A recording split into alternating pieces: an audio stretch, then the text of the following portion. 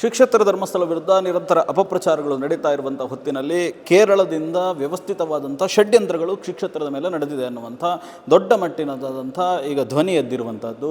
ಈ ಹೊತ್ತಿನಲ್ಲಿ ಕೇರಳದ ಕಣ್ಣೂರಿನ ಪೂಜ್ಯ ಸ್ವಾಮೀಜಿಯವರು ಶ್ರೀಕ್ಷೇತ್ರ ಧರ್ಮಸ್ಥಳಕ್ಕೆ ಸಂದರ್ಶನವನ್ನು ಮಾಡಿದವರಿದ್ದಾರೆ. ಮಾತ್ರ ಅಲ್ಲ, ಕಣ್ಣೂರಿನಲ್ಲಿ ಅನೇಕ ಹೋರಾಟಗಳನ್ನು ಎದುರಿಸಿದಂಥ ಪೂಜ್ಯ ಶ್ರೀಪಾದರು ನಮ್ಮ ಜೊತೆಗಿದ್ದಾರೆ.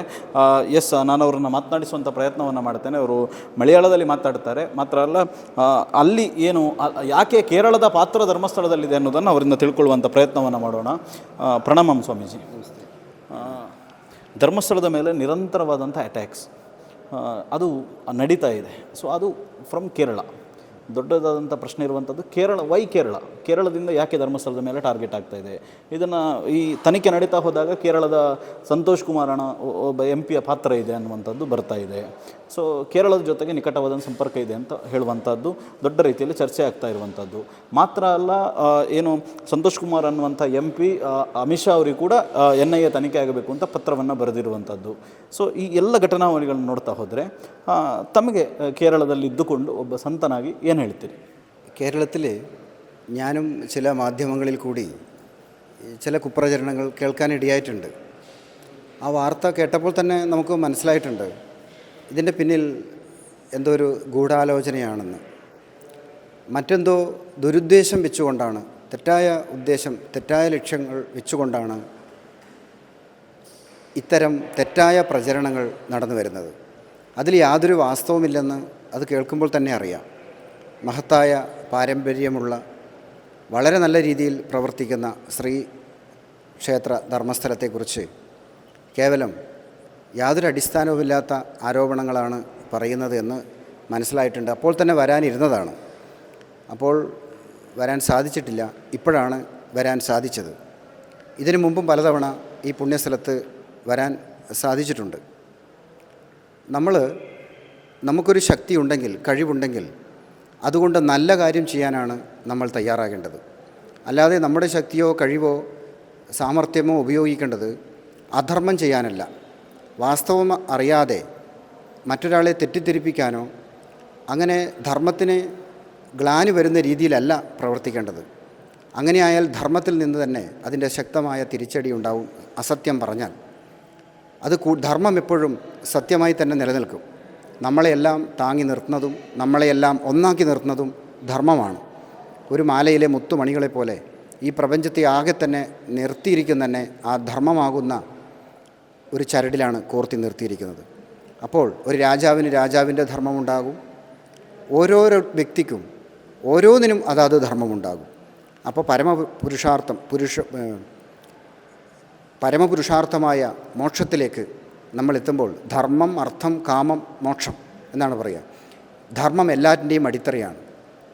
മോക്ഷത്തിലേക്കുള്ള പാതയിലേക്കുള്ള അടിത്തറയാണ് ധർമ്മം. ആ ധർമ്മത്തിൻ്റെ പേരിലാണ് ലോകത്തിൽ നിന്ന് അറിയപ്പെടുന്ന ഈ പുണ്യസ്ഥലം. കർണാടകത്തിലാണെങ്കിലും കേരളത്തിൽ നിന്നും ലോകത്തിൻ്റെ എല്ലാ ഭാഗങ്ങളിൽ നിന്നും എല്ലാവിധ ഭക്തന്മാരും ഇവിടെ എപ്പോഴും എത്തിച്ചേരുന്നൊരു പുണ്യസ്ഥലമാണ്.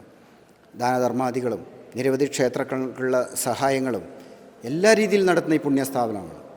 വീരേന്ദ്ര ഹെഗ്ഡെ അദ്ദേഹത്തിൻ്റെ നേതൃത്വത്തിൽ വളരെ നല്ല രീതിയിലാണ് ഇത് നടന്നു വരുന്നത്.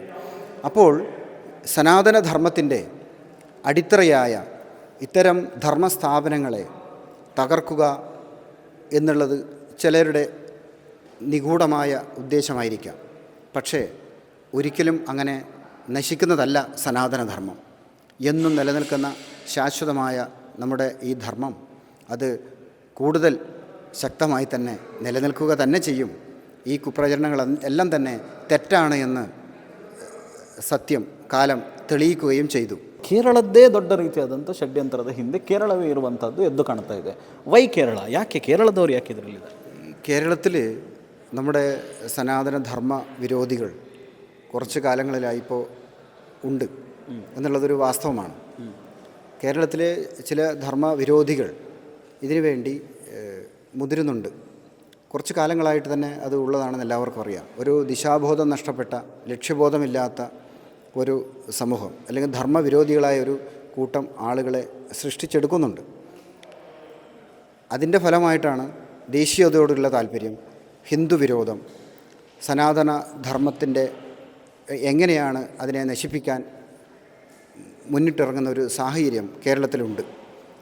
അപ്പോൾ അത് പല ഘട്ടങ്ങളിലും നമുക്ക് മനസ്സിലായിട്ടുണ്ട്. സന്യാസിമാർ ഉപദ്രവിക്കുന്ന കാര്യത്തിലായാലും ശബരിമല വിഷയത്തിൻ്റെ കാര്യത്തിലായാലും ഒന്നും രണ്ടുമൊന്നുമല്ല, നിരവധി കാര്യങ്ങൾ കേരളത്തിൽ ഇത്തരം കാര്യങ്ങൾ നടക്കുന്നുണ്ട് എന്നുള്ളത് എല്ലാവർക്കും അറിയാം.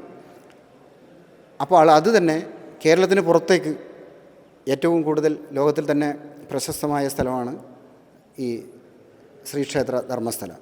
അപ്പോൾ ധർമ്മസ്ഥലത്തോടും അതിനും ഒരു വിഷമം ഉണ്ടാക്കാൻ ശ്രമിക്കുകയാണ് ചെയ്തത്. വാസ്തവത്തിൽ അതൊന്നും ഇവിടെ ഫലിച്ചില്ല, ഒരിക്കലും ഫലിക്കുകയും ഇല്ല എന്നുള്ളത് എല്ലാ രീതിയിലുള്ള അന്വേഷണവും നടത്തി അത് മനസ്സിലാവുകയും ചെയ്തു. സത്യം എന്തുകൊണ്ട് മറക്കപ്പെടാൻ സാധിക്കുകയില്ലല്ലോ.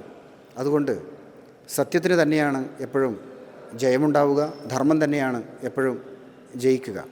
അതുകൊണ്ട് ആര് തന്നെ തെറ്റായ കുപ്രചരണം നടത്തിയാലും അതൊന്നും എവിടെയും ഫലിക്കുകയില്ല. ആത്യന്തികമായ ലക്ഷ്യം ആ ധർമ്മത്തിന് തന്നെയായിരിക്കും. യഥോ ധർമ്മ തഥോ ജയ എന്ന് നമ്മൾ ഋഷി പരമ്പര നമ്മളെ പഠിപ്പിച്ചിട്ടുണ്ട്. Thank you Swamiji. ಎಸ್, ಪೂಜ್ಯ ಶ್ರೀಗಳು ಹೇಳುವಂಥ ಮಾತುಗಳು, ಎಲ್ಲಿ ಧರ್ಮ ಇದೆಯೋ ಅಲ್ಲಿ ಜಯ ಇದೆ ಅನ್ನುವಂಥದ್ದು ಪುರಾಣಗಳಿಂದ ಬಂದಂಥ ಮಾತು. ಸೊ ಹಾಗಾಗಿ ಖಂಡಿತವಾಗಿಯೂ ಧರ್ಮಸ್ಥಳದ ಹಿಂದೆ ಷಡ್ಯಂತ್ರ ರೂಪಿಸುವಲ್ಲಿ ಕೇರಳದಲ್ಲಿರ್ತಕ್ಕಂಥ ದೇವತಾ ಆರಾಧನೆಯನ್ನು ನಂಬದಂಥ, ಒಪ್ಪದಂಥ ಒಂದಷ್ಟು ವ್ಯಕ್ತಿಗಳ ಕೈವಾಡ ಇರುವಂಥದ್ದು ಎದ್ದು ಕಾಣ್ತಾ ಇದೆ ಅನ್ನೋದನ್ನು ಪೂಜ್ಯ ಸ್ವಾಮೀಜಿಯವರು ಕೂಡ ಹೇಳಿದವರಿದ್ದಾರೆ. ಇದಾಗಿತ್ತು ಇವತ್ತಿನ ವಿಶೇಷ. ನಿರಂತರ ಸುದ್ದಿ ಹಾಗೂ ಮನೋರಂಜನೆಗಾಗಿ ನೋಡ್ತಾ ಇರಿ ಕಹಳೆ ನ್ಯೂಸ್. ನಮಸ್ಕಾರ. ನಿಖರ ಸುದ್ದಿ, ಸದಭಿರುಚಿಯ ಕಾರ್ಯಕ್ರಮ.